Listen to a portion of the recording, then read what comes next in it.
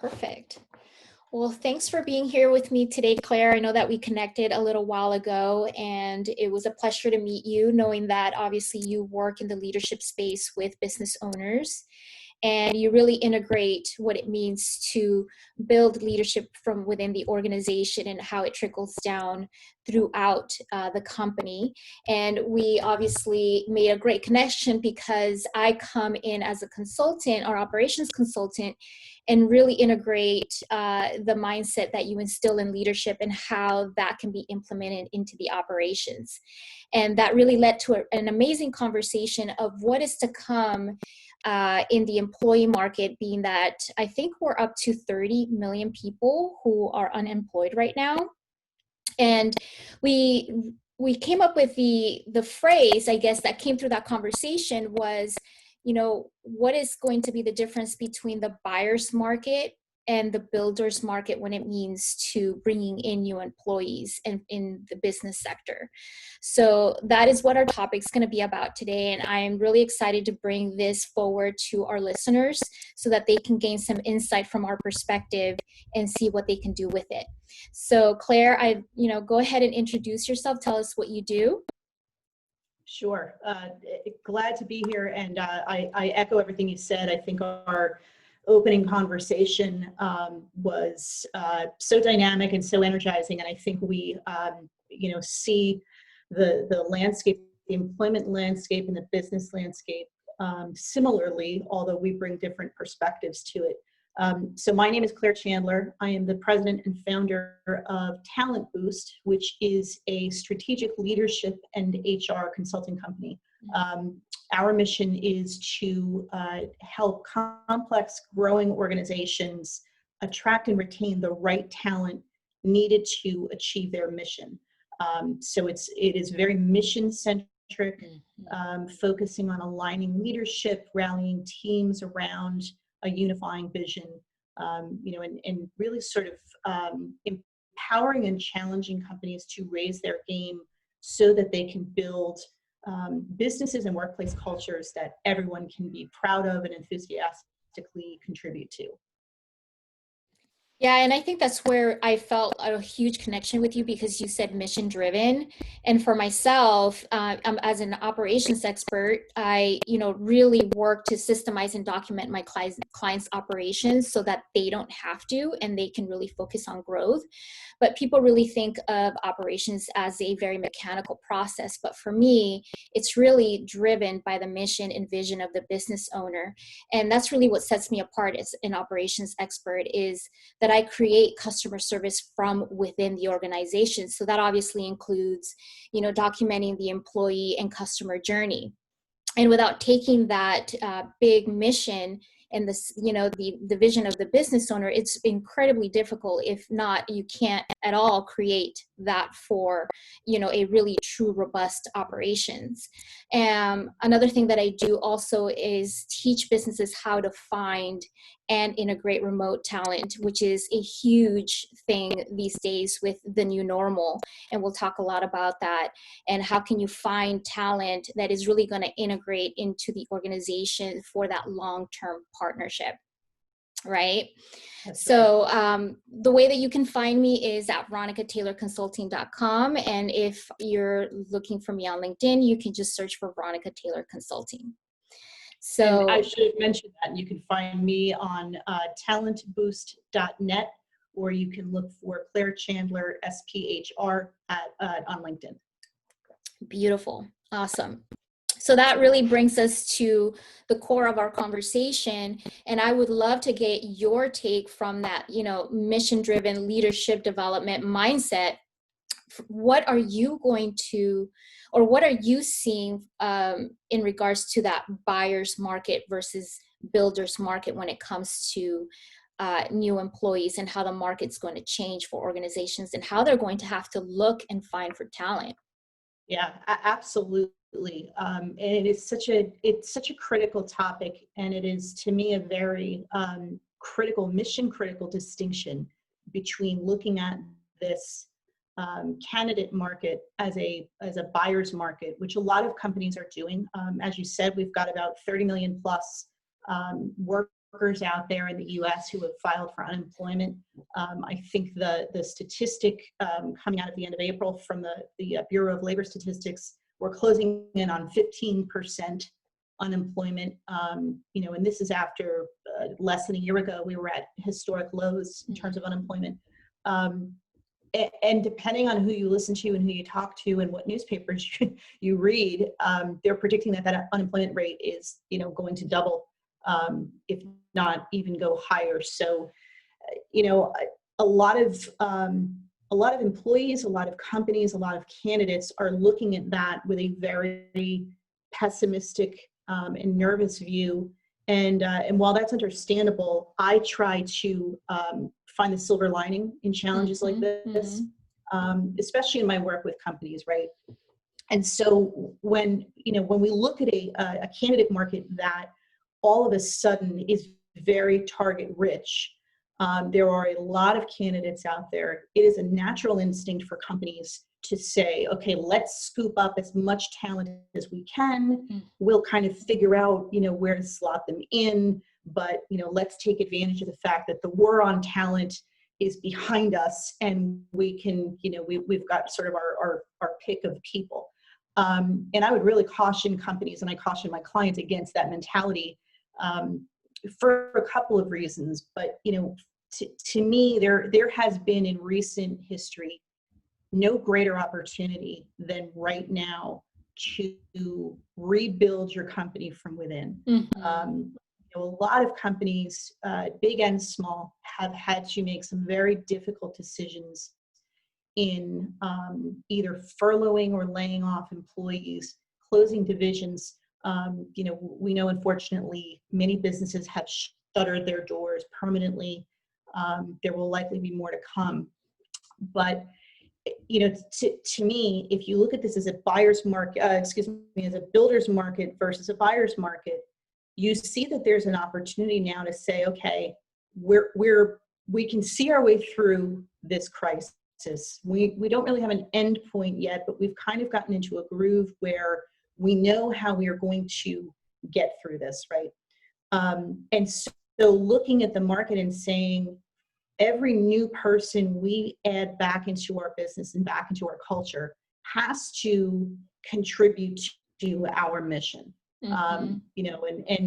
We can worry about job descriptions and job titles later, but here is a real, like never before seen opportunity to add the right people into the right responsibilities so that they can contribute their talents. So yeah, I mean, to me, it's one change of a word, and it's a very similar word to buyer, but that concept of building and rebuilding and re-strengthening a company, now more than ever, there's such a great opportunity to do that. So I really hope more companies seize on the building concept versus buying up talent.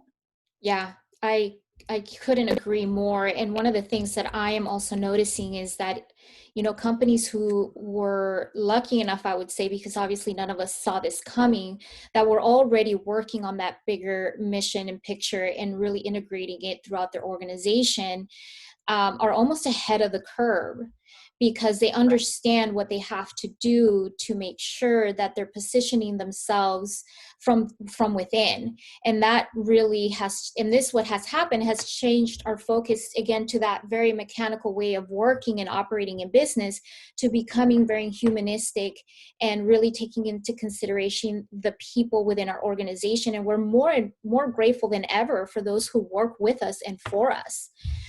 So really empowering the people within that you already have, that that it's great talent, you don't want them to go anywhere, is really where you start. And then utilizing those same skill sets as you're looking for new talent. And I think what's really going to be very critical and difficult also is, the influx of people who are looking for jobs. These businesses are going to get, 3, 4, 5 times more applications than ever before. How do you decipher through all of that and to really hone in on who is going to be the best fit for your company and their mission, their vision, and their values, right? So I think those are going to be the bigger questions for business owners moving forward. Yeah, 100%. 100%. We know that a lot of businesses are not going to survive. We also know that some companies are sort of taking this time to kind of lie dormant a little bit and almost sort of curl up and withstand the storm. And unfortunately for those companies, they may survive this crisis, but they are losing ground every day to competitors, to your point, who are being much more proactive and seeing this as an opportunity to build, right? I loved your contrasting vocabulary between the traditional perspective of operations being mechanical. You think back to the sort of the assembly line days, right, of the industrial age, and how smart companies and forward-thinking companies get that operations are humanistic, and that work like you do to help them standardize and make very customer-centric processes, and taking that burden off of them so that they can focus on what they do, really removes any of their excuses to be so mechanical. There's a difference, right, between being mechanical and being consistent. And you Absolutely. Be very consistent and focus on quality without turning your employees or treating them like robots. So I love that distinction of the, and I was an English major in college, so I'm very in tune with words and language and vocabulary, but that distinction you made, I think, is a very important one. Yeah, I think that one is one that really sticks out like a sore thumb, and now more than ever is just inevitable, where we're just seeing the contrast tremendously. Yeah. And, moving that towards, from an operations perspective, I'm seeing a lot of business owners who are really struggling on how to manage their operation and managing their employees within it now that they're all scattered.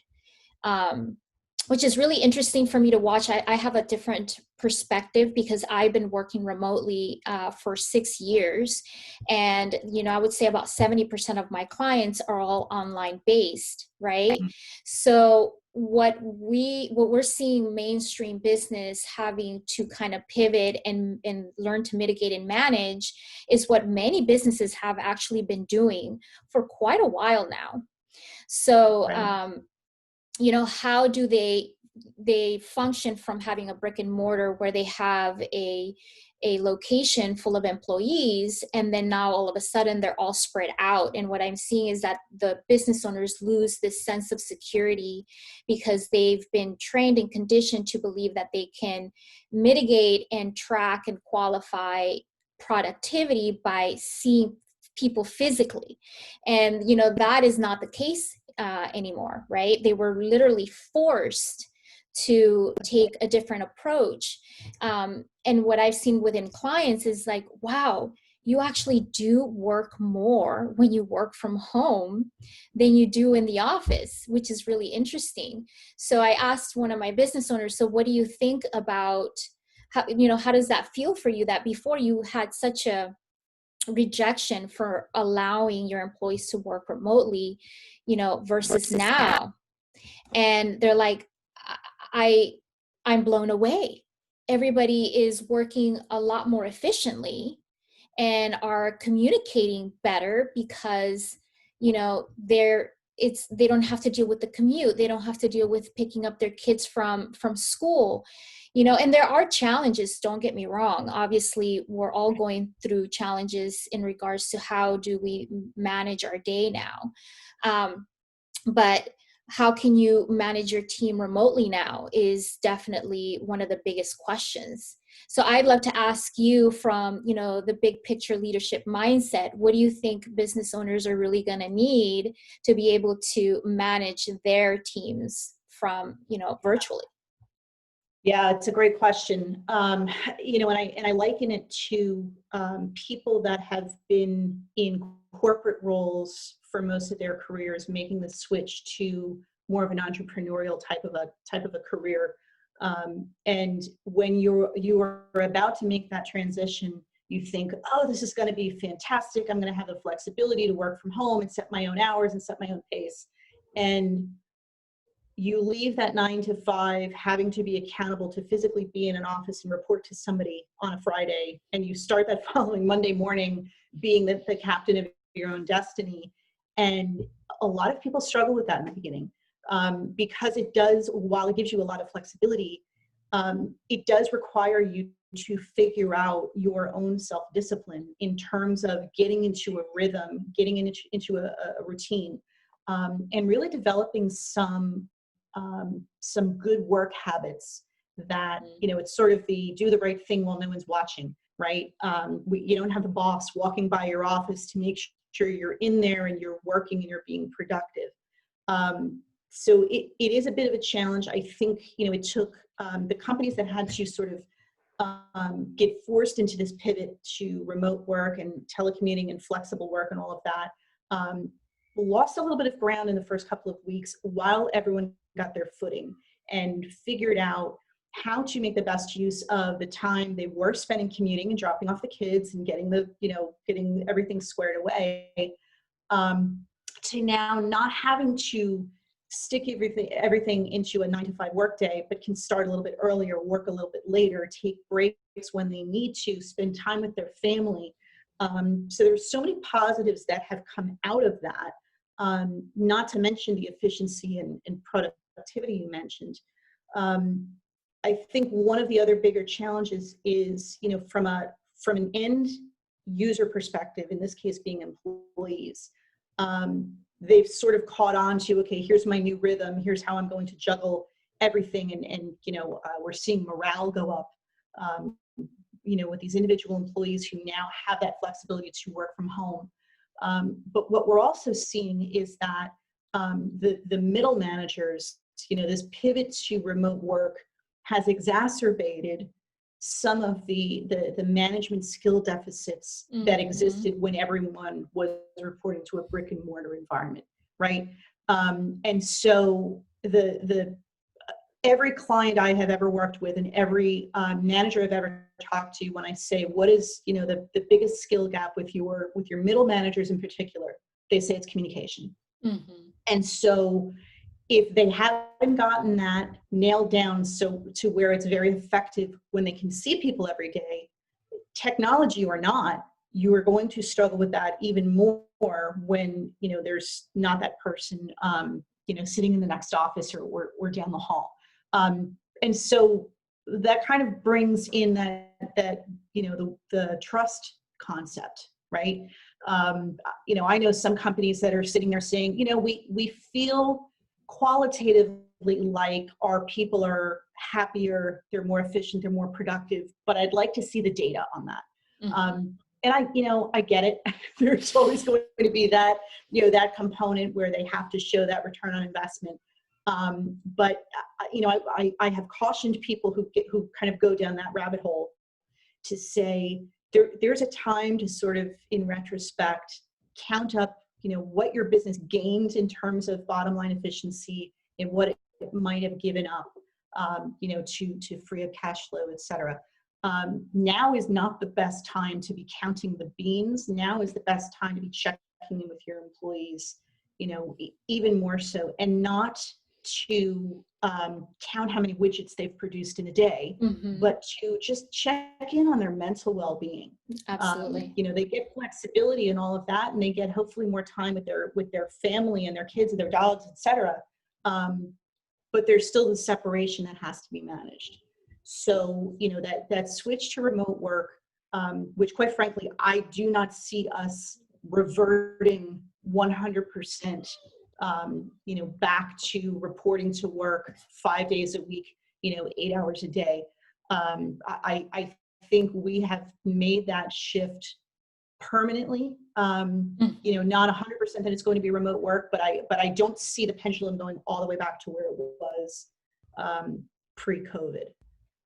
Yeah, I read a study recently done that said post-COVID, 41% of employees are likely to work remotely at least some of the time. And that's a staggering number, right? Yeah, it is. And here in the Bay Area, we recently had an article about new regulations about transportation. So, I mean, I'm speculating here, but I'm actually envisioning that potentially, these big companies are going to have to stagger their workforce. So half of their employees are working remotely, and then the others come into the office so that you have that distance, that social distance, right? Right. So it's definitely going to take some really innovative thinking to try to figure out how that's going to work within your organization. And I think where, from an operations standpoint, I do agree that you really do need to hone in mostly on the experience that your employees are having and their mental health and checking in with them.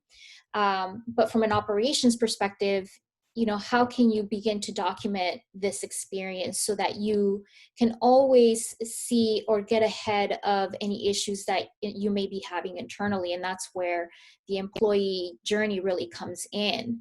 And what I've been working on right now with clients is, very simple surveying. Do a survey within your organization. And this has come back to be very fruitful for some of the companies I've been working with, because now they're getting information in real time. Mm. And not only that, the employees, because they're more connected, even though they're spread out, they're more connected, they do communicate better. They're willing to give you truthful feedback of what are the technical difficulties that they're having, what are their time management issues, do they have the right equipment, do they have the right support, the right platforms, all of the things that they do need from their employer to be able to show up 100% for them. And I think Right. that is part of us, the business owner. It's the responsibility to really set up your employees for success. And there is definitely ways that you can do that so that they do feel that support from within. Yeah, I agree. And I think at the individual employee level, they are working more collaboratively than they did in an office. You mentioned time management, which is always a huge factor for anyone. What's been interesting is, with this pivot to remote work, you do have fewer distractions, right? The office phone is not ringing. Well, it might be, but you're not there. The casual traffic walking by your office, they say every time there's an interruption in your work, even if it's a 30-second knocking at the door, checking in, just wanted to say good morning.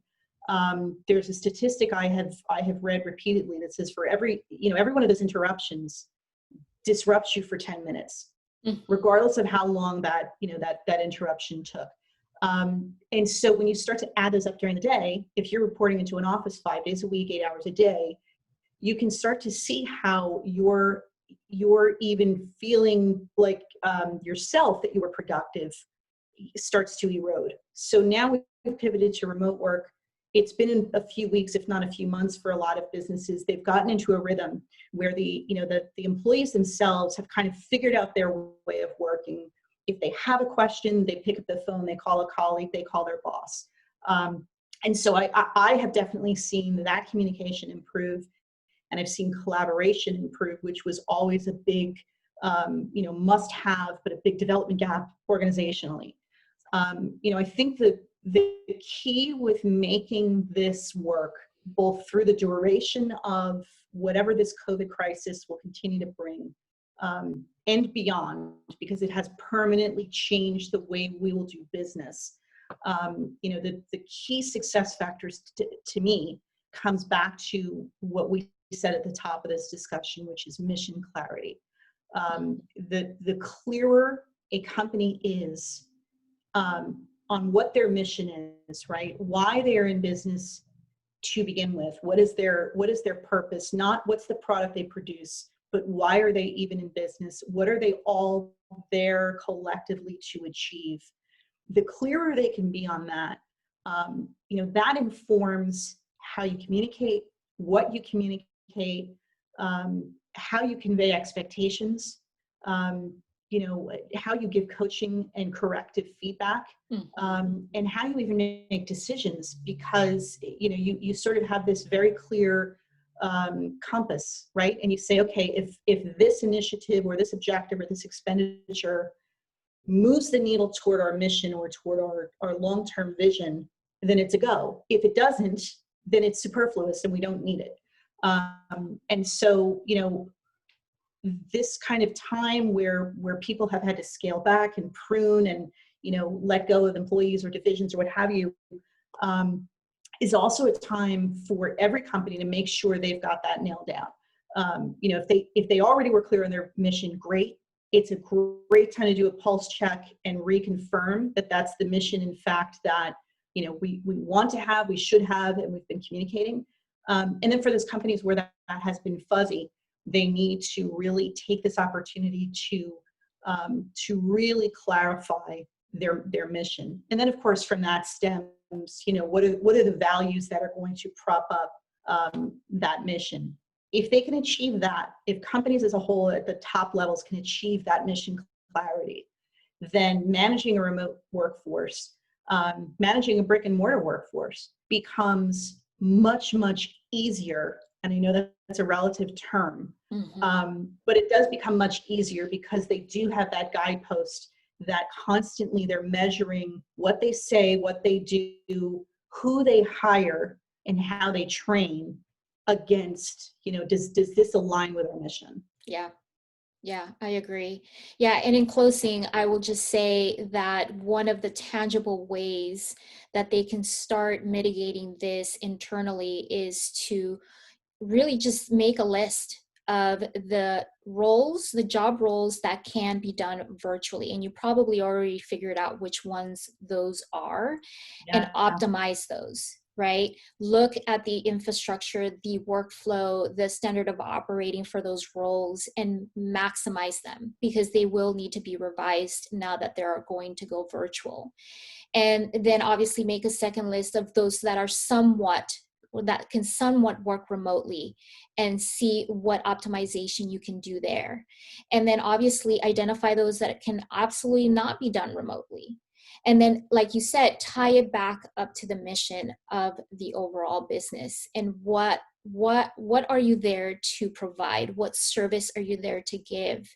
And really make sure that you're reiterating that to the individuals within the organization, so that you're building a team that's going to last for a lifetime. And I think that's what's going to set businesses apart from those who are willing to do the hard work now to see and reap the rewards for many, many years to come. Absolutely. Well said. Well, thank you, Claire. I really appreciate your perspective. I love always having conversations about what it truly means to think of things from, the big picture, the mindset, and then obviously integrating it down to the very detail, which is the operations. So thank you so much. It's been a pleasure. Thank you. Absolutely.